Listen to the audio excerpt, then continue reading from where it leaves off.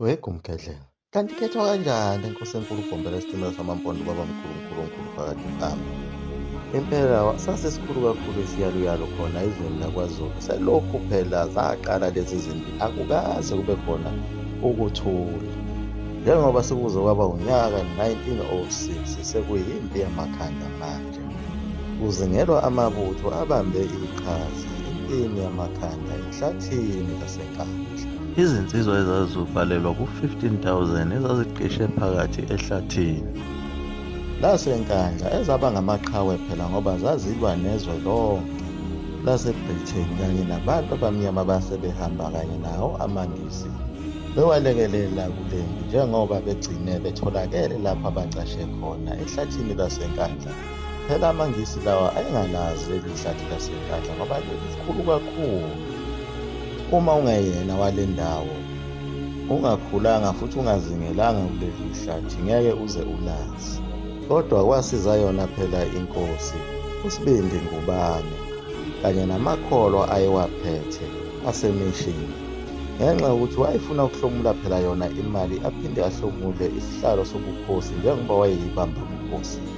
Amabutho asakazeka izwe lonke kanye nawo amakhosi ayesezula ezintabeni nasemahlane engazi lapho azobalekela khona ngoba mawuthi ubalekela kwenye inkosi kanti naleyo nkosi leyo idube phela esandlwana iyokudayisa emini bebade, nayo phela isabela yona impilo yayo ukuthi nayo ingase igcine inqunyiwe ngaso isigwebo sentambo.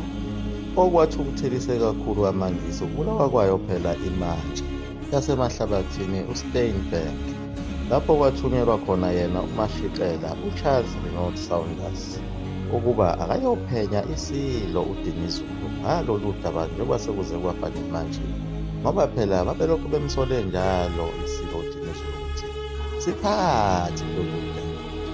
Kodwa inkinga ubufakazi abutholakali ngoba phela inkosi ikhokhile intela ekhombisa ukuthi iyahambisana nawo umbuso wamangisi.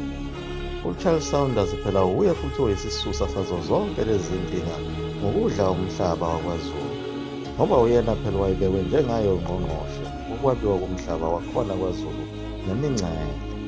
Wayesika indawo enikeza phela bona abadayisi laba babebizwa ngawo phela amadube esandlwana, kanye nayo ngqongqoshe wezimali uCharles Smythe okuyena owasungula lokugqilaza okukhulu kangaka ukuthi yengeze imali enkulu phezu kwentela yayivele ikhokhwa ngabantu, njengoba abantu abamnyama sebephenduke phela baba yimfuyo yabo abelungu.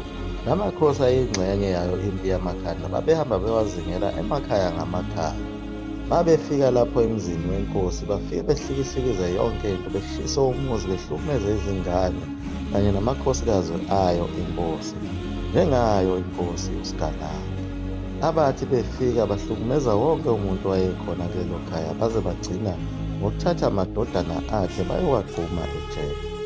Akhona phela namaduke esandlwana agadile ukuthi uma eke wabonakala wayethinteka empini yamakhanda ebesegijima eyobika kwabakhulu.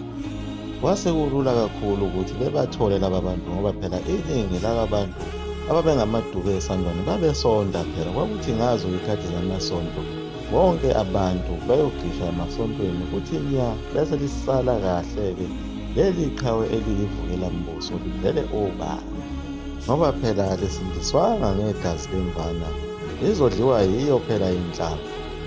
Amanye amakhosi ayingene kuyo lempi yalekelela wona amangisi, ngakho phela ukuzincengela ukuthi angabulawa njengayo inkosi Matshana kaMondisi Sithole, naye wayekade eyilo evukela mbuso lingakafiki impi yamakhanda, owagcina ebalekile phela ezweni lakubo eGquteni, ebalekela khona ukuboshwa yiwo amangisi waze wayobhaca khona ezweni lasenkandla. Kanti kuzoqubuka yona le mpi yamakhanda wabe esethi okaMondisi igcagcele esokeni yona ndlela yami yokuphuma enkingeni lena ngokuthi ngijoyine wona amangisi ngiwalekelele ukuze azokhohlwa yizono zami. Kodwa iy'nsizwa ayeyizala azibonanga ngeso lakhe, zabona ukuthi ubaba usephenduke waba yimbuka ulekelela laba bantu abasihlukumeza kangaka.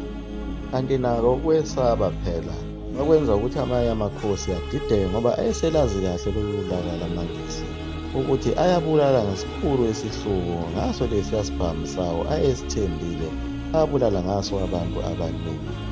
Empini yaseSandlwana bese kwakuthiwa i-Catling gun esasifike naye ubhishobhi wawo amaNgisi.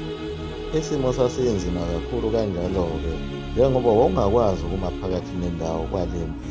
Kuphakathi kokuthi uyayikhetha inkosi yabo labelungu ungene esontweni labo noma ugqisha nabo obhambatha labo kube yivukela mbuso njengoba phela lena kwakuyimpi vele yabo uNkulunkulu waseYurophu ufike nabo abelungu ofuna ukuzofaka izimishini zakhe ngenkani kuleli zwe ebese qeda ngawo onke amasiko abantu abamnyama njengoba impi phela yalokhu isukile kuye uCetshwayo wayinqaba ukuthi kungene amabutho amaNgisi azokhanda izinkambi bese kuqedwa amabutho akhe eyalelwe ngakho phela ukuthi aqede nayo yonke le mikhosi eyayigujwa khona kwaZulu.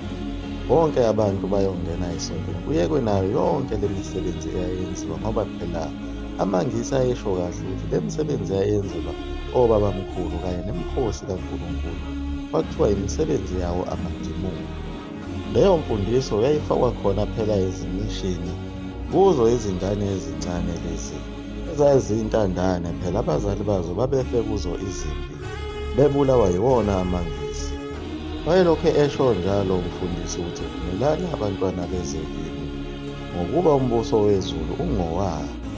Phela umlungu lona wayehlakaniphe kakhulu ngoba wayazi kahle ukuthi lezi zingane zazingazi nokuthi lalidume yiphi futhi zizozala ezinye izingane zizifake le mfundiso yokuthi omkhulu benu laba kade bezabalaza belelwa izwe bangakhunjulwa ngoba phela sebengamadimoni. Yaqhubeka kanjalo leyo nsumansumane kuze kube yiso lesi sikhathi sanamhlanje. Abanye babesele khona phela lapha ehlathini laseNkandla ubuginqiginqi izidumbu zabo khona lapho amaNgisi abona khona ukuthi awamtholi naye ubhambatha lona phela kwakuthiwa kufunakala leli ikhanda lakhe. Bagcine bedumele isidumbu senye indoda engaziwa ukuthi yayingakwabani isibongo yanqunywa ikhanda layo ngayo inkemba yabo eyayibizwa ngokuthi i-bayonet. Babe sekushuthwa isithombe sawo-ke lamabutho eme naleli ikhanda ukuze kusatshalaliswe izindaba ezingamampunge zokuthi ubanjiwe ubhambatha obeyishoshozela lalempi wanqunywa ikhanda ukuze kufakwe nabantu abamnyama izinyoka ukuthi umuntu ovukela umbuso wamaNgisi wenziwa njani. Yilapho kwaqala khona wona lamanga ayo imithi asasebenza nanamanje. Inkosi uSigananda yathatha isinqumo sokuthi izinikele kuwo amaphoyisa amaNgisi lapho izwa khona ukuthi sebehlukumeze umndeni wayo kanjani baphinde baqopha amadodana abo. Nawo amabutho ayekade ekuyo lempi ayelokhu ekhishwa kancane kancane ebanjwa eboshwa. Isibalo saye sagcina safinyelela ku-4,000 sabantu ababebanjwa beyoboshwa. Befike phambili betitinywe kanzima kakhulu kodwa baba nenhlanhla yokuthi begcine bededela. Isibalo sabantu abagcine bebulewe ngako ukudutshulwa nokugwazwa ngazo izinkemba lezi zazifakwa ebhanyeni phambili amabhayonethi bafinyelela ku-4,000 nabo. Sizokhumbula phela ukuthi laba babegoloza ukukhokha intela babeshawa yona imvimbo engu-25 bese eyadedelwa. Lona-ko kade sephinde wazibandakanya nempi kaBhambatha ekubeni futhi engayikhokhanga nayo intela kuyena. Bese kuba elinye iqembu elatitinywa nalo kanzima kodwa lagcina lingakhishwanga phela ejele elalilinde zona izigwebo zabo emva kokuba bequliswe amacala. Bona-ke babe u-7,000. Naye uSigananda namadodana akhe wayebalwa khona lapho. AmaNgisi ayelokhu baqoqa kancane kancane bonke ababeyingxenye yempi yamakhambi. Nawo amakhosi lawa ayelokhu ebanjwa kancane kancane onke eyolayishwa khona ejele. Asazoquliswa amacala onke lamakhosi mesethola izigwebo zawo. Nayo inkosi uDinizulu isaphenywa naye kumele izojoyina wona lamakhosi. Yaguga lapho ekugedlela mzulu amafutha omkhulu uNtwinto Mnisi waphathe amen.